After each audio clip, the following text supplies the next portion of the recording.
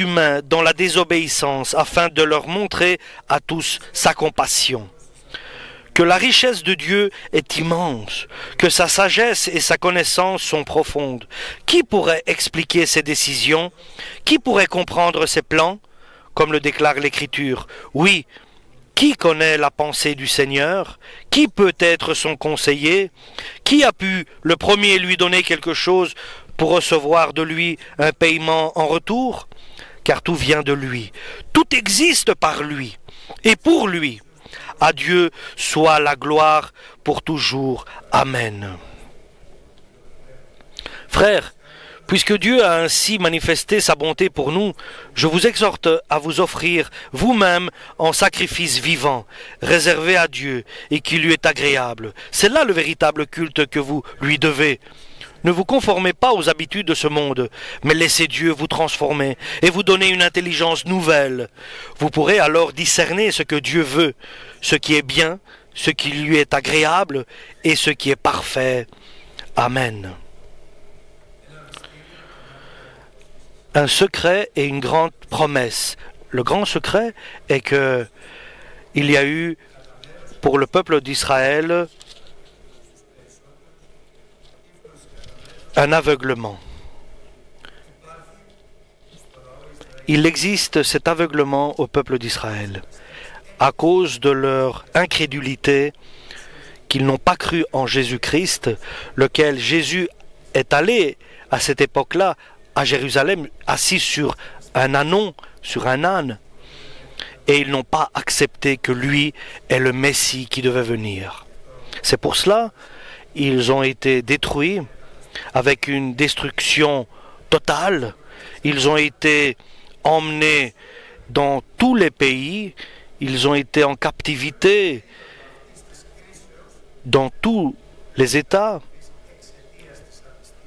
Et à cause de leur incrédulité et de leur non-acceptation de Jésus-Christ. C'est un mystère, c'est un secret, mais c'est la vérité.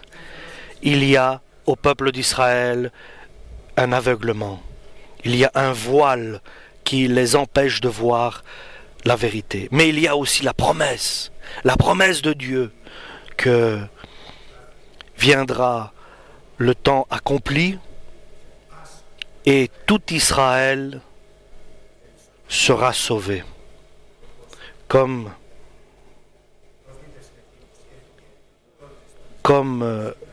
Dieu avait prophétisé par Ézéchiel le prophète, maintenant il est dit que de Sion viendra le libérateur et il éliminera la révolte des descendants de Jacob et l'alliance que je ferai avec eux quand j'enlèverai leurs péchés. Donc c'est une parole de Dieu et c'est un testament de Dieu que le peuple d'Israël va revenir totalement quand viendra l'accomplissement du temps, quand les autres peuples parviendront au salut, l'ensemble de ceux qui seront élus. Et il y a aussi une autre prophétie que il viendra lorsque les peuples parviendront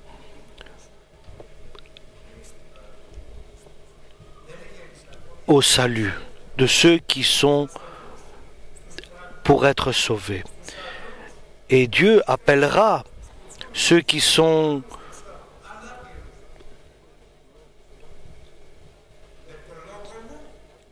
ne peuvent pas se déplacer seuls, mais aller chercher ceux qui sont boiteux, ceux qui sont malades, et rassembler tous ceux-là dans l'endroit où je les rassemblerai. Alors, Dieu va accomplir sa promesse envers le peuple d'Israël. Lorsque la porte des peuples, cette économie, donc cette période sera terminée.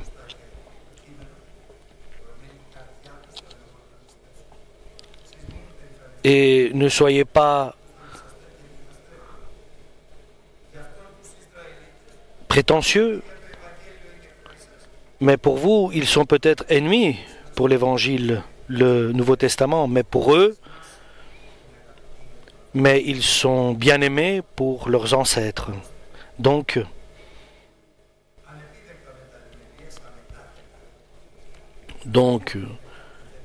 Dieu ne change pas et il ne reprend pas ce qu'il donne. Il y a aussi quelque chose de plus. Parce que, selon vous, vous étiez, avant Israël, vous étiez, avant la première église apostolique, les gens étaient dans l'idolâtrie. Selon que vous étiez contre Dieu, mais maintenant vous avez été acceptés de la part de Dieu, et eux qui ont refusé Dieu, Jésus-Christ, ils ont refusé Jésus-Christ, maintenant ils vont être soulagés et acceptés parce que, et ça c'est le grand secret, parce que Dieu a enfermé tous les humains dans la désobéissance afin de leur montrer à tous sa compassion. C'est-à-dire que Dieu, s'il n'y a pas la désobéissance, alors ne vient pas la compassion. Il a enfermé tous les humains dans la désobéissance afin de leur montrer à tous sa compassion. C'est lui qui a endurci le cœur de Pharaon, parce que le cœur de Pharaon était dans l'incrédulité. C'est lui qui enferme toute notre patrie dans la désobéissance afin de lui montrer sa compassion. Il a un bon projet pour la Grèce. C'est un secret. C'est le projet de Dieu. Nous ne savons pas. Lorsque tu vois une désobéissance, tu dois attendre après la compassion. Et lorsque tu vois une grande désobéissance, tu verras une grande compassion. Alors, parce que là où il y a eu beaucoup de péchés, et le péché a débordé, alors la grâce de Dieu a débordé. Ils nous montrent une autre optique des choses et de voir notre patrie et nos compatriotes dans leur désobéissance. Dieu trouvera l'occasion de faire un salut et il aura compassion de ce peuple. Parce qu'il est écrit, et l'écriture ne peut pas être changée. L'Esprit de Dieu est sur moi.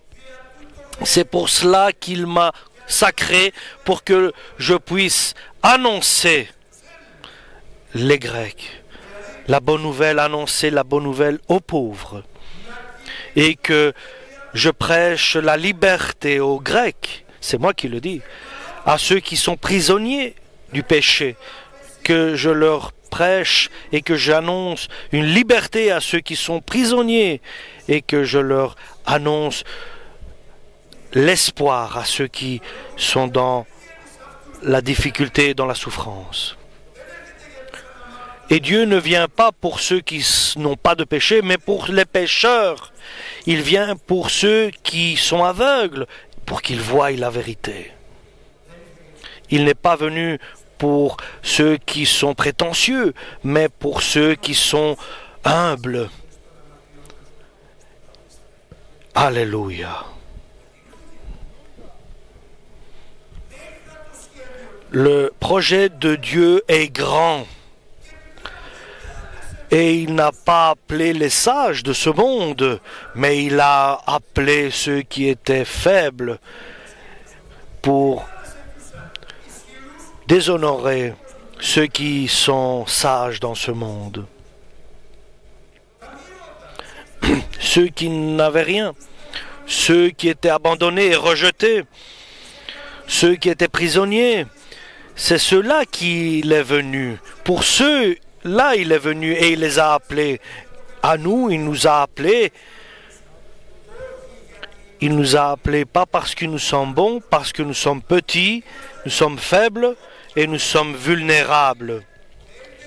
Et celui qui croit qu'il est, il n'a pas de bonne suite. Lorsque nous comprenons que nous sommes vulnérables, que nous sommes les petits de ce monde, les rejetés de ce monde, les moins que rien, les méprisés de ce monde, alors Dieu va être glorifié dans notre vie.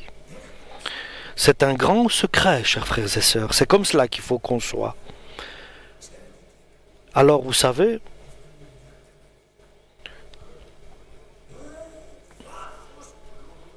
ici, l'apôtre Paul a crié « Quelle grande sagesse ! Cette sagesse que je viens de comprendre. Plus grand est le péché dans notre patrie, plus grande sera la gloire de Dieu dans cette patrie.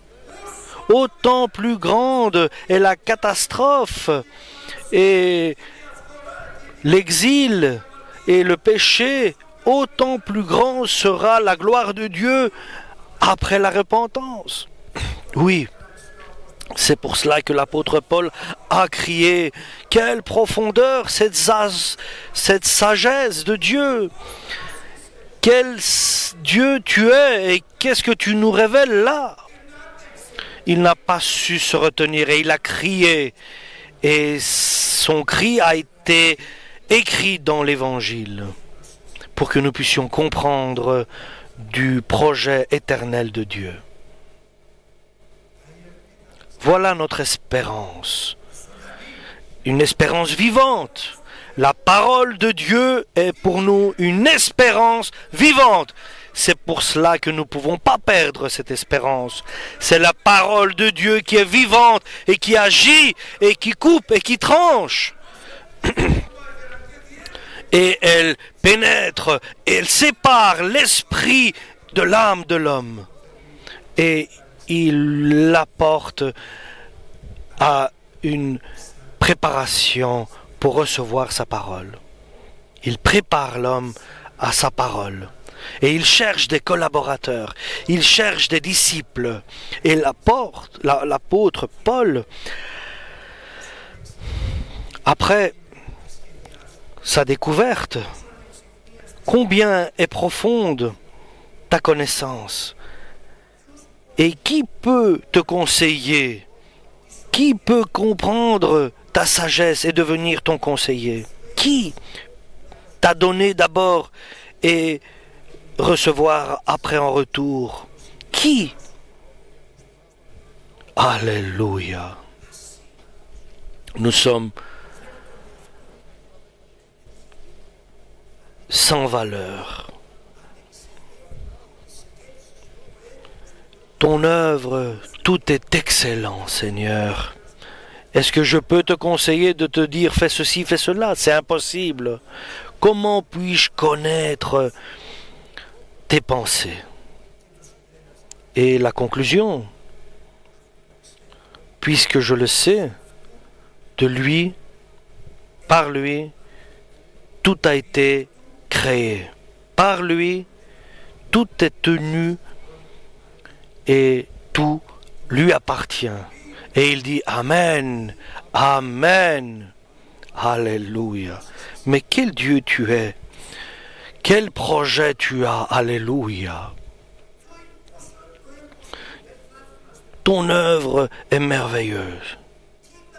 Quel ce que tu as préparé avant la fondation du monde. Et pourquoi Dieu nous le dit? Pour que nous le glorifions et que nous sachions que ça, c'est un projet de Dieu et que ce n'est pas une œuvre d'un être humain. Alléluia. Et quelque chose d'autre, pour que nous puissions comprendre que cette œuvre soit faite, soit nous avons besoin de collaborateurs.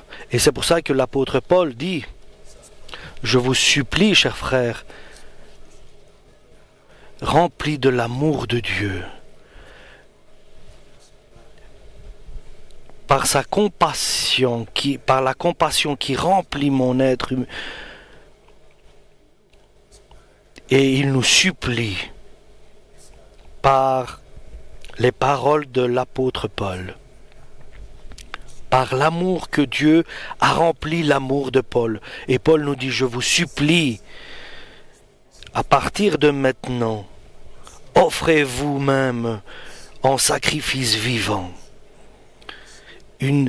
Un sacrifice vivant, réservé à Dieu et qui lui est agréable. Nous devons nous offrir nous-mêmes vivants comme sacrifice. Nous devons lire la parole de Dieu, nous devons prier, nous mettre à genoux dans notre chambre, nous devons confesser une vie vivante en Dieu, vivre la parole de Dieu. Et vous devez réserver à Dieu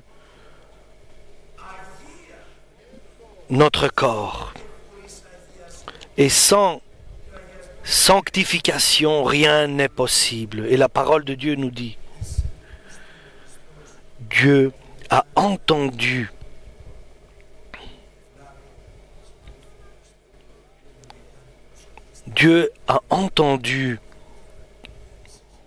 notre crainte, notre voix, notre parole, parce que nous craignons de transgresser la parole de Dieu. Et ce que tu fais, fais-le par le Saint-Esprit, et ta vie sera sainte. Et un sacrifice vivant, nous devons offrir nos corps comme un sacrifice vivant à Dieu et qui lui est agréable, c'est-à-dire notre comportement, qu'il soit agréable à Dieu, qu'on puisse prier, faire le bien autour de nous. Alors nous pourrons comprendre ce qui est la volonté de Dieu, le bien, un sacrifice vivant, alors nous pourrons comprendre. Et fais attention aux grands problèmes. Le monde est celui qui attire l'attention de la chair, et de l'âme et de l'esprit, avec les convoitises de la chair, et les convoitises du regard, et le bien passé du bon temps, ce n'est pas bien. Ne nous conformons pas à ce temps présent. C'est deux différents chemins. Et ainsi, un chemin où l'homme marche, autant il marche, il ressemble beaucoup plus au monde. Et il y a un autre chemin. Autant tu montes et tu marches, et il ressemble plus à Jésus-Christ. Fais attention quel chemin tu vas suivre. Fais attention. Et tu le verras à ton visage. Tu verras cela à ton habit, à ta pensée, tu le verras, à ta volonté, à tes convoitises, et tu comprendras quel chemin tu as choisi. Le chemin qui va et qui ressemble plus à ce monde contemporain, le cœur qui s'endurcit, l'esprit qui devient nerveux, et tu perds ta tranquillité. Fais attention quel chemin tu choisis, quel chemin tu suis, et si tu suis le chemin qui va vers le monde ou bien le chemin qui mène vers le Christ. Si tu offres ta propre personne comme sacrifice vivant à Dieu et que tu prennes une décision ferme vers Jésus, et que ton regard soit tourné vers Jésus, et ton espoir soit tourné vers Jésus, alors il y aura de grands miracles qui s'accompliront dans ta vie. Par le Saint-Esprit. Alléluia. La volonté de Dieu et ce que Dieu désire est le bien. Tu le sauras. Ce qui est bien, ce qui est juste, et ce qui n'est pas juste. Tu le sauras. Et tu seras préparé, exercé à comprendre ce qui est bien et ce qui est mal. Tu pourras discerner. Et si tu prends la décision de passer par la petite porte et le chemin difficile, tu sauras Et écoutez cela, chers frères et sœurs. Tu seras dans le nuage de la présence de Dieu. Tu seras dans la présence de Dieu. Alléluia. Dans la nuée avec Dieu. Et tu ne seras pas seul. Tu seras le collaborateur de Dieu, de Jésus-Christ. Tu seras le serviteur de Jésus-Christ. Tu seras l'homme que Dieu a trouvé, comme Dieu a cherché, et il a dit, j'ai trouvé David, un serviteur selon mon cœur et qui fera toujours ma volonté. Alléluia. Et je le répète. L'apôtre Paul dit, je vous exhorte de présenter vos corps en un sacrifice vivant à Dieu, car ça c'est votre vraie adoration. Et ne vous conformez pas, ne prenez pas le chemin qui va te changer et va te donner le modèle de ce monde, le modèle du péché. Mais au contraire, métamorphose-toi par ta logique et suis le chemin qui te fera ressembler à Jésus-Christ, le Fils de Dieu vivant. Alléluia, béni soit son nom. Et alors viendra le grand miracle dans la totale apparition de Dieu. Dieu est apparu et paraîtra dans ta vie. Et tu pourras comprendre les profondeurs de Dieu, comprendre ce qu'il désire de toi. Et tu crieras comme l'apôtre Paul, « Oh, quelle profondeur, cette sagesse de Dieu! Alléluia! Et combien nous ne pouvons pas comprendre tes projets et tes chemins et tes actes. Ils sont tellement grands. Et dans cette présence de Dieu que nous pouvons toucher et nous pouvons tâter cette présence de Dieu qui est palpable, l'amour de Dieu et la force du Saint-Esprit.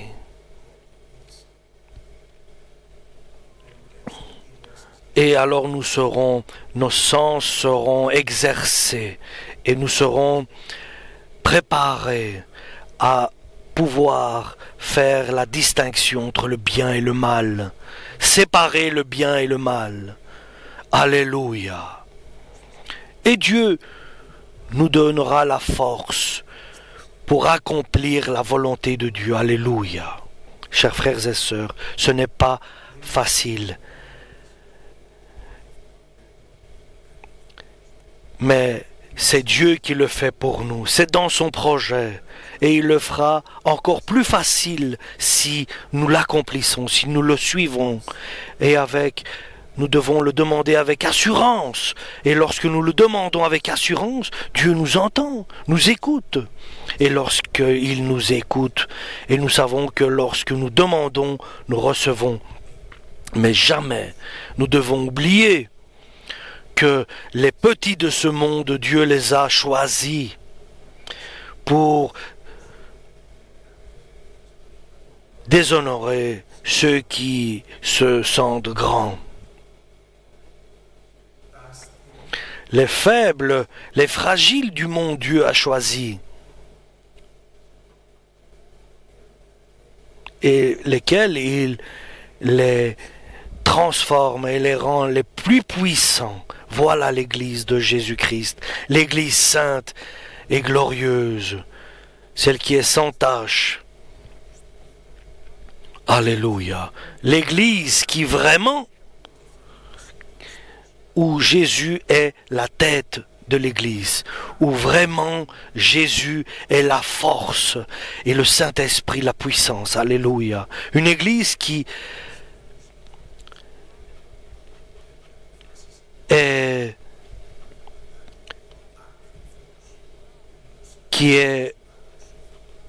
rassemblés et par des êtres qui ont accepté Jésus-Christ.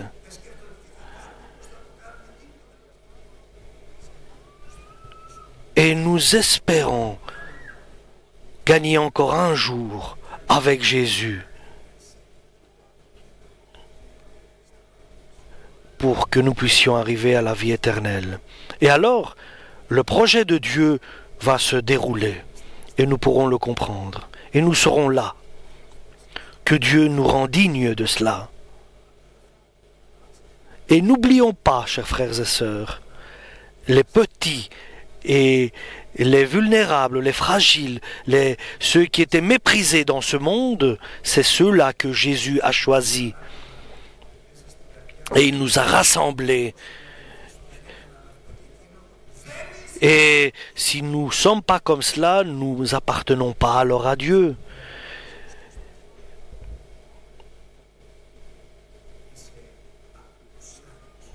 Alors, soyons des agneaux de Dieu. Alléluia. Et tu dis en toi, Seigneur, tu es pour moi mon pasteur. Il n'y a personne d'autre. Il y a toi, Jésus-Christ, mon pasteur. Alors Dieu te mettra dans la nuée de son Saint-Esprit. Et il va collaborer avec toi. Et il sera glorieux dans ta vie. Alléluia. Et tu entreras richement dans le royaume de Dieu. Alléluia. Amen pour la parole du Seigneur.